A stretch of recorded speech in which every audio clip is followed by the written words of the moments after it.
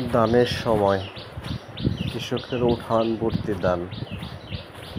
নারী নেই, পুরুষ নেই, সকলেরই কাজ করতে হয় এই ধানের সময়। সকালবেলা ধান মেশিনে ভাঙানো, সেই ধান মেপে, বর্গাধানের ধান মেপে এনে সেই ধান পুরা উঠান ভর্তি ছড়িয়ে দেওয়া। একটু পর পর হচ্ছে এই ধানগুলো নাড়াচাড়া করে দেওয়া রোদে শুকানোর জন্য, নষ্ট না হয়, অনেকদিন সংগ্রহ করে। এই রোদ, এই বৃষ্টি, রোদ থাকলে তো শুকানো যায় ধান। 10 মিনিট আধা ঘন্টা পর পর শুকিয়ে রবিবার থেকে বৃষ্টির সম্ভাবনা আছে। আবহাওয়ার ধানগুলো ভেজা থাকে বললো, পা দিয়ে ধানগুলো উলট পালট করে দিলে নিচের ধানগুলো কৃষিকাজ আধুনিক প্রযুক্তি ব্যবহার করে করতে হবে। ধানগুলো নিচে যায়। এইভাবে সারাদিন কৃষকের ধান শুকাতে হয়। যারা শহরে থাকে, শহরে বড় হয়েছে, তারা জানবে না যে হচ্ছে যারা যে ঢাকা শহরে বসে বসে চালের ভাত খাচ্ছে, এই চালটা কোথা থেকে আসছে, কিভাবে আসছে, কত পরিশ্রমে, কত ঘামে জড়ানো পরিশ্রমের মাধ্যমে তাদের কাছে এই চাল যাচ্ছে। মূলত এই কৃষকের ধান রোপণের জন্য এই ধানের সময় ভালো বীজ থেকে গুলো সংরক্ষণ করে রাখা হয়, যে বীজগুলো ভালো। কালকে পানি দিয়ে মরিচ গাছে এটা হয়ে গেছে, বীজ সংগ্রহ করা হয়। যে রোদ না, এই বড় ধানের গরম হয়ে গেছিল নাকি ধান ভালো সংরক্ষণ রেখে আবার হচ্ছে সামনে বছর বোরের সময় 26 সালে বোরের আগে বীজ বপন করতে হয়। বীজ থেকে চারা, সেই চারা থেকে 45 থেকে 45 দিনের চারা জমি প্রস্তুত করে, জমি ট্রাক্টর দিয়ে চাষ করে, সেই চাষকৃত জমিতে এই বীজ দানের, আমরা যেটা বলি আলি বিছা, সেই বিছা থেকে চারা সংগ্রহ করে 5 ইঞ্চি থেকে 7 ইঞ্চি ফাঁকে ফাঁকে 2 থেকে 3টা করে চারা রোপণ করা হয়। এইভাবে পুরা জমিন সারিবদ্ধভাবে ধান রোপণ করা হয়। ধান রোপণের পূর্বে জমি যে প্রস্তুত করা হয়, তার আগে হচ্ছে জমিতে টিএসপি সার 2.5 কেজি, এমওপি সার যেটা লাল সার বলি আমরা, লাল সার হচ্ছে 1 কেজি, 3.5 কেজি সার দিলেই প্রথমবার চলে, মানে ধান রোপণের আগে। জমি সমান করে সেই জমিতে চারা রোপণের 20 থেকে 25 দিন পর, যখন নতুন শিকড় দিয়ে চারাগুলো কুশি দিতে শুরু করে, তখন হচ্ছে হাফ কেজি বা 1 কেজি পরিমাণের ইউরিয়া, 1 কেজি পরিমাণের এমওপি বা লাল সার জমিতে ছিটিয়ে দিতে হয়। এই 20-25 দিনের বয়সী চারার সার, ইউরিয়া এবং এমওপি সার ছিটানোর পর 15 থেকে 20 দিন পর, যখন ধানগুলো কুশি দিয়ে বৃদ্ধি পেয়ে বড় হয়ে যাবে, তখন দেখতে হবে যে কোনো পোকার আক্রমণ আছে নাকি। পোকার আক্রমণ থাকলে জমিতে হচ্ছে কীটনাশক ব্যবহার করতে হবে। কোন পোকা আক্রমণ হয়েছে জমিতে, সেই পোকা অনুসারে শুধু বিষ প্রয়োগ করলেই হবে না। যে আমাকে যদি দেখে গেছে পুষির মাইস কাটা পোকায় ধরে, সে যদি আমি হচ্ছে পাতা রোগের ওষুধ দিই, তাহলে কোনো কাজ হবে না। যে পোকায় ধরবে সেই পোকা অনুসারে সেই পোকার ওষুধ দিতে হবে, তাহলে কীটনাশকের সাশ্রয় হবে এবং ফসলের ক্ষতি হবে। আর কোন কীটনাশকটা ভালো ম্যাথ আছে সেটা গায়ে দেখে উপরে যে উল্টে দিলে না দেয়া, এবং জমিতে সার ব্যবহার করার আগেও জমিতে নষ্ট বাপ জমিতে গেছে সারটা কি ভালো না খারাপ, কোন আল্লাহ দিলে কোম্পানির নিচে থেকে করা নিচে ছিল, দিয়ে আবার মজুদকৃত সার না ব্যবহার করে যে সারগুলা খুব তাড়াতাড়ি উৎপাদন হচ্ছে, তাড়াতাড়ি ব্যবহার হচ্ছে, এমন সার ব্যবহার করলে ভালো কালকে ফলন এটি দিয়ে পাওয়া দিলি যায়। এছাড়া জৈব সার, গোবর সার, ছাই ব্যবহার বিজাটি করা খাওয়াই যায়। নি গেল না এটি কালকে তুই হাল্লা এবং পরে আবার সার ব্যবহারের পরে পর দিলি জমির আগাছা নিধন এটি করা, উমরা হিকানি হিতালা সেই কইছে আগাছা গুলো যাতে ধানের ক্ষতি না করতে পারে, এই জন্য আগাছা নিধন করে দিতে হয়। এছাড়াও হচ্ছে জমিতে হচ্ছে রোদ খুঁটি থাকলে দেওয়া সেখানে যেতে পারে। শুকাইতে খুঁটি দিলে সুবিধা হয়। হচ্ছে খুঁটিতে বসে বালাইনাশক হিসেবে পোকা, তো 10-12 মনে গেছে রয়ে গেছে পোকাগুলো থাকে, পোকাগুলো পাখি, এই এক রোদ দিলে উঠবো ওরা ফিচ্ছে আজকে মতো রোদ থাকলে কালো পাখি আছে, পাখিগুলো ওই খুঁটিতে বসে পোকাগুলো খায়। অনেক ভিজা না দিলে আর ওইটি বুঝে যাবো এই তো যে অনেক উপকারে আসে, মোটামুটি এক রোদে সেটা ব্যবহার করা যায়। শুকাইছে নতুন ডিজে এবং দে এগুলোটি বুঝে যখন যে রোদতে আছে না 60 থেকে সারা 70 দিনে দিন হয় পানি তখন খেয়ে নেবো হচ্ছে রোপণের পর নিজেদের মতো হয়ে যাবো। বাট আমরা বলি যে কায়স্থর মানে থুর হওয়ার সম্ভাবনা চলে আসে। এই যে এরকম ইউটিউবার পর আওলা দিলে না এটা আওলা দিবার লিগা এবং এর থেকে এক ইউটিউবার পর আওলা দেয় নিচে ডিজে উপর দিলে দেয় থেকে এই সেঙ্গের মধ্যে মোটামুটি গেছে দেখো গাও ধান গরম ভাবটা যাবো থাকে। যদি রোগমুক্ত থাকে আল্লাহর রহমত থেকে ভালো ফলন হয়। রোদ উঠছে এবং তাপমাত্রা 38 ডিগ্রি তাপমাত্রা 8-10 দিনের মধ্যে পুরো ধান মোটামুটি কালকের দিন থাকবো কালকে শনিবার না কালকে মন্দির তাপ থাকবো পরের দিনের তাপমাত্রা কমতে থাকবো এক সপ্তাহ এক মাসের ভিতরেই দেখে ধান পেকে আবু এদের আপডেট তো তাই দেখলাম বেশিরভাগ ধান হচ্ছে এক সপ্তাহ থেকে 50 দিন এই তো পর নাইরা দিলে রিংের মধ্যে এটা মোটামুটি শুয়ে যাবো বিস্তারা থেকে একবারে সংগ্রহ করা লাগ পর্যন্ত 4 মাস বা 4.5 মাস সময় লাগে। আর এই ধান সংগ্রহ করে এই রোদে শুকাতে হয়। কৃষকের কত পরিশ্রম করতে হয় এই ধান সংগ্রহ করার জন্য। এটা তো মনে দেয় নাই না শহরে থাকে যে এই ধান সংগ্রহরা তারা চাল খাচ্ছে 80 টাকা 70 টাকা কেজি, কিছু করতে হচ্ছে না। তারা আসলে জানে না যে এই ধানটা কোথা থেকে কেমনে আসলো। এই ধান এই আমরা শুকিয়ে রাখলে কৃষক পরিবার সেই ধান বাজারে বিক্রি হয়। যে বাজারের ব্যাপারীরা কিনে নিয়ে মিল মালিকরা কিনে নিয়ে সেই মিল মালিকরা এই ধান সিদ্ধ করে, সেই ধান সিদ্ধ করে মিল থেকে চাল হয়, চাল প্রক্রিয়াজাত থেকে ডিম করে বাজারে যায়। সেই বাজার থেকেই হচ্ছে ভোক্তা বা ক্রেতা যারা শহরে আছে আর কিনে খায়। আর যারা গ্রামের কৃষক আছে, কৃষক পরিবারের সন্তানেরা বা কৃষক পরিবার, তারা নিজের উৎপাদিত ক্ষেতের বা বর্গা দেওয়া সেই ক্ষেতের জমির ধান সিদ্ধ করে সেই ধান হচ্ছে শুকিয়ে রাখে, সেই ধান আবার মেশিনে চাল করে সেই ধানের ভাত খাওয়া। প্রতিটা কৃষক পরিবারের কত কাজ থাকে, ধান সংগ্রহ, ধান শুকানো, ধান সিদ্ধ, আবার সেগুলো বস্তাবন্দি করে রাখা, বা আগে হচ্ছে ব্যাড বা ডোলে রাখা হয়তো। দিন দিন হচ্ছে অনেক স্মৃতি চলে যাচ্ছে। এছাড়া হচ্ছে গরুর জন্য হচ্ছে খড় শুকানো, খড় পালা দেওয়া, তা সংরক্ষণ করে রাখা সারা বছরের জন্য। কৃষক পরিবারের কাজগুলো চলতেই থাকে। এটা কথাই ছিল না যে হচ্ছে কৃষকের উঠান ভরা ধান, গোয়াল ভরা গরু, পুকুর ভরা মাছ, এগুলো আস্তে দিন দিন কৃষির প্রতি মানুষের হচ্ছে আগ্রহ কমে যাচ্ছে কৃষি কাজের পরিশ্রমের জন্য।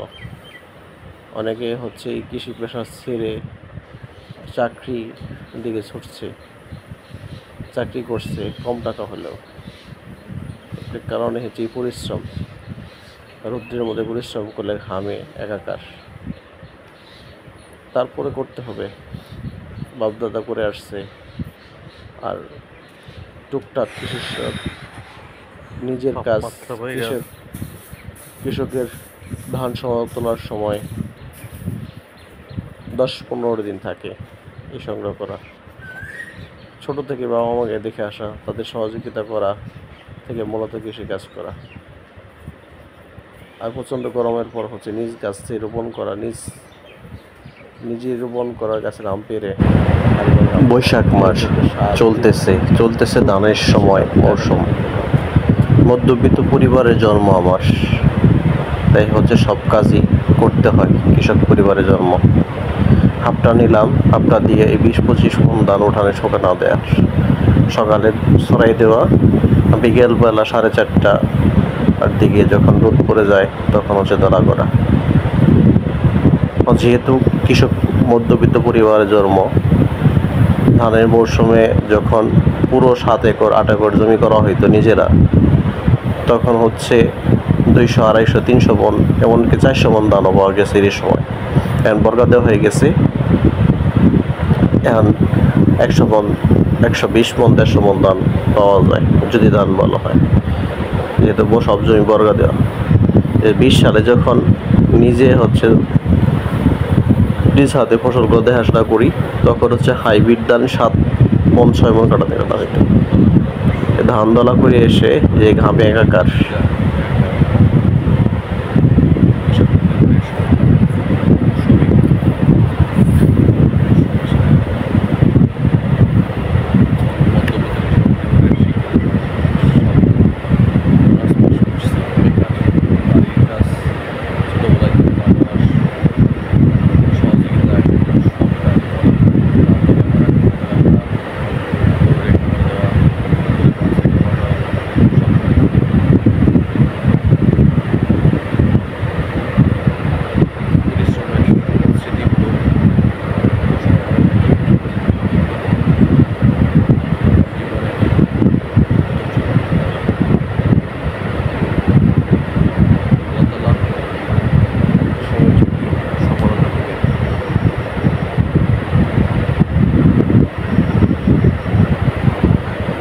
সবগুলো দানদলা করার পর একটু রেস্ট নিয়ে ফ্যানের তলে, পরে হচ্ছে চলে যাওয়া হচ্ছে খড়দলা করার জন্য। কারণ বাড়িতে পুরুষ মানুষ মাত্র আমি একা। আগে যখন আব্বা ছিল তখন আব্বাও সহযোগিতা করতো, এখন হচ্ছে আমি নিজেরই করা লাগে। নিজেদের কাজ যেহেতু টুকটাক খড় পাওয়া যায় বোরকাদারের, সেই সকালবেলা খড় ছড়ানো, বিকালবেলা হচ্ছে দলা করা। ওর জন্ম যেহেতু কৃষক পরিবারের, আব্বা আম্মা মূলত হচ্ছে কৃষি ধানের জমি করা হয়তো 7 একর 8 একর, মানে 800% জমি করা হয়তো। সেই থেকে যে ধান 400 মণ 300 মণ ধান পাওয়া যেত, এটা বিক্রি করে মূলত আমাদের সংসার, মধ্যবিত্ত পরিবারের সংসার চলতো। আমাদের 3 ভাইয়ের লেখাপড়া, বাড়ির সংসারের খরচ সবই ধানের উপর নির্ভর করে। এই ধান সংসার করেই হচ্ছে মা বাবা হচ্ছে আমাদের 3 ভাই পড়াশোনা করেছে। বড় ভাই হয়তো ইন্টার পাস করে চলে গেছিল আর্মিতে, মেজো ভাই অনার্স মাস্টার্স ঢাকা ভার্সিটিতে করে পুলিশে সাব ইন্সপেক্টরে জয়েন করছে। আর আমি হচ্ছে সরকারি প্রতিষ্ঠান তিতুমির থেকে অনার্স সম্পূর্ণ কমপ্লিট হয়ে গেছে। মাস্টার্স পরীক্ষার শেষ রেজাল্টটা শুধু বাকি। অনার্স পাস করে এসেই এই যে বা গ্রামে দানের কাজ করতেছি। করতে হবে নিজের কাজ, যেহেতু মানুষ নাই। একটা চাকরি হইলে ভালো, চাকরি বাকরি হইলে এই স্মৃতিগুলো মনে থাকবে যে বাড়িতে। মূলত হচ্ছে আমি সব কাজই ছোটো থেকে শেখা, আব্বা আমাকে সহযোগিতা করতে দিই। ধান দলা করা, ধান খড় শুকানো, খড় সংগ্রহ করে পালা দেওয়া, এমনকি ধান কাটা, ধান রোপণ করা, মাছ চাষ করা, গরু পালন করা, মুরগি পালন সবই পারি। যেহেতু কৃষক পরিবার, মধ্যবিত্ত পরিবারের জন্ম আমার, এই জন্য সব কাজই শেখা হয়েছে। বাবা মার সহযোগিতা করতে গিয়ে শেখা। এমনকি হচ্ছে কৃষক পরিবার শুধু কাজ নয়, এমন হচ্ছে মহিলার যে রান্না বান্না, সেই রান্না বান্নাও আমি পারি। কারণ হচ্ছে আমি মার কোনো মেয়ে ছিল না, আমি ছোট ছেলে, বাড়িতে মার সাথে থাকতাম, আব্বার সাথে থাকা হয়তো। পড়াশোনার এসএসসি পর্যন্ত বাড়িতেই থাকা, পরে সেন টাকা চলে যাওয়া। এই মা বাবাকে সহযোগিতা করতে যেয়েই হচ্ছে আমার মূলত এই কাজগুলো শেখা। এমনকি সব রান্না বান্নায় আমি শিখছি মার কাছ থেকে, এই সহযোগিতা করতে যেয়ে। এমন আছে 400-300 মানুষের একটা দাওয়াত হইলে সেই দাওয়াতের নাম আমি করতে পারি। যেমন মুন্সির দাওয়াতের সময় বাড়িতে মুন্সির দাওয়াত হয়, 100, 200। গত 22-23 সালের মনীষের দাওয়াতে যখন খাওয়াইছে 200-250 মানুষ খাওয়ানো হয়েছে। নিজ হাতে বাজার করে, নিজ হাতেই সেই বাজারের করে 20-22 কেজি গরু মাংস রান্না করা। সবচেয়ে ভালো পারি হচ্ছে হলো দুধের পায়েস বা সিন্নি বলে যেটা, এইটা, আর হচ্ছে গরু মাংস, হাঁসের বোনা, এগুলা সেইভাবে পারফেক্টভাবে করতে পারি। সব কিছু ধান দলা করে, খড়ের দলা করে, যেহেতু আজকে বাজারের দিন, বাড়ির বাজারের জন্য বাজারের দিকে যাওয়া, প্রাকৃতিক সৌন্দর্যে ভরপুর। সূর্য যেমন নিজের পৃথিবী ঘোরার কারণে অন্ধকার নেমে আসবে, প্রতিটা মানুষের জীবনে ধীরে ধীরে হচ্ছে তাদের যখন সময় ফুরিয়ে যায় তখন এই পৃথিবী ছেড়ে চলে যেতে হয়। শুধু থাকেই পৃথিবীতে রেখে যাওয়া স্মৃতিগুলো আর কর্মগুলো।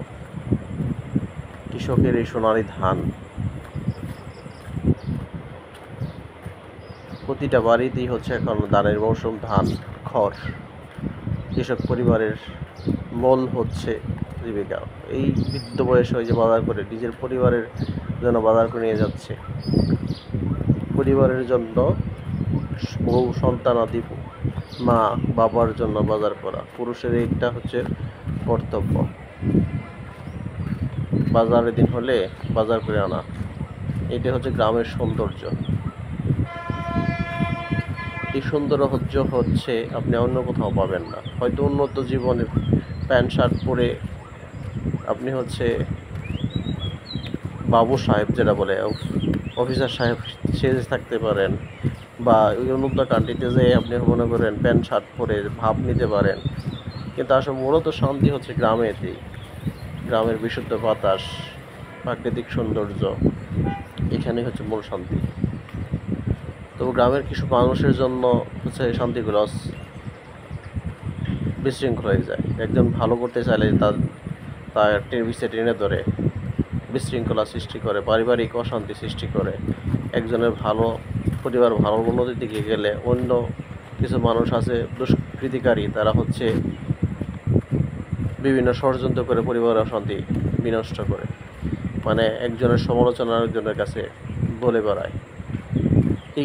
এটা হচ্ছে মূলত গ্রামের সবচেয়ে বড় সমস্যা। আর আপনি একটা ছোটোখাটো কাজ করতেছেন, হচ্ছে গ্রামের মানুষেরা হয়তো সমালোচনা করবে। গ্রামের পরিবেশ প্রাকৃতিক সৌন্দর্যের জন্য, বিশুদ্ধ বায়ুর জন্য উত্তম। এই রেশারেশির জন্যই হচ্ছে মূলত মানুষ গ্রাম ছেড়ে শহরে চলে যায়। শহরে কেউ কারো খবর নেই নাকি, আপনি খাইলেন না খাইলেন, আপনি কেমনে চললেন না চললেন, কেউ কোনো খোঁজ খবর নেই। গ্রামের পরিবেশটা মোটামুটি একটা শহরের মধ্যে হয়ে যাচ্ছে। এখন বর্তমানে গ্রামে কেউ কারো খোঁজ নেয় না, কেউ খোঁজ রাখেও না। এই হচ্ছে আমাদের বাজার, তামার বাজার। বাজারে চলে আসা বাজার করার জন্য নিত্যদিনের কাজ। এই জীবনযাত্রার স্মৃতিগুলো ভবিষ্যৎ প্রজন্ম অর্জনে রেখে দেওয়া। জীবন তো বদলাবে, সব কিছু পরিবর্তন হবে, আর সময়ের সাথে সব কিছু বদলায়। আর সামনে আপনি, আল্লাহর রহমত থাকলে আপনি সামনে যাবেন, কেউ আপনাকে রুখতে